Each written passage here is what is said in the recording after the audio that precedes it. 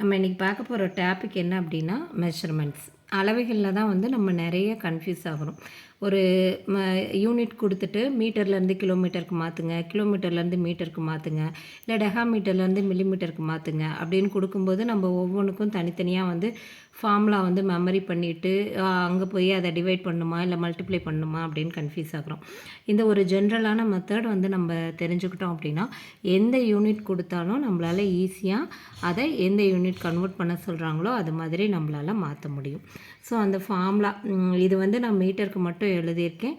இதே தான் வந்து லிட்டருக்கும் இது தான் வரும், அதே மாதிரி கிராம்ஸ்க்கும் இதே தான் வரும். சரி, இப்போ நம்ம ஜென்ரல் ஃபார்மேட் என்ன அப்படின்னு பார்க்கலாம். இந்த ஃபார்மேட்டில் வந்து millimetre, centimetre, decimetre, metre, decametre, hectometre and kilometre இது நான் ஆர்டராக எழுதியிருக்கேன். இதில் இதுக்கு என்ன மீனிங் அப்படின்னா 10 millimeter சேர்ந்தால் 1 centimeter, 10 centimeter சேர்ந்தால் 1 decimeter, 10 decimeter is equal to 1 meter, 10 meter is equal to 1 decameter, 10 decameter is equal to 1 hectameter, 10 hectameter is equal to 1 kilometer. இப்போ உங்களுக்கு வந்து கொடுக்குறாங்க அப்படின்னா ஒன்று கிலோமீட்டர்லேருந்து சென்டிமீட்டருக்கு மாற்ற சொல்கிறாங்க, இல்லை டெகாமீட்டர்லேருந்து மில்லிமீட்டருக்கு, இல்லை மில்லிமீட்டர்லேருந்து மீட்டருக்கு எப்படி மாற்ற சொன்னாலும் நம்ம தனித்தனியாக ஃபார்முலா மெமரைஸ் பண்ண வேணாம். இந்த ஒரு ஃபார்மேட் ஞாபகம் இருந்ததுன்னா போதும்.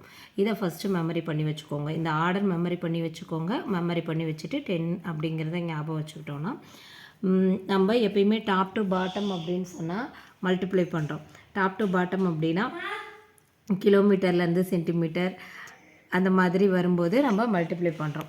அதே பாட்டம்லேருந்து டாப்புக்கு போகும்போது நம்ம என்ன செய்கிறோம் அப்படின்னா டிவைட் பண்ணுறோம். இப்போ ஒரே ஒரு எக்ஸாம்பிள் பார்த்தோம்னா நமக்கு ஈஸியாக புரியும்.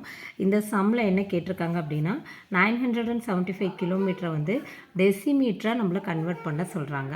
அப்போ நம்ம இந்த சார்ட்டில் ஃபஸ்ட்டு என்ன பார்க்கணும் அப்படின்னா கொடுத்துருக்கிறது அவங்க என்ன கொடுத்துருக்காங்க, கிலோமீட்டர் கொடுத்துருக்காங்க. அப்போ கிலோமீட்டர் வந்து இங்கே இருக்குது.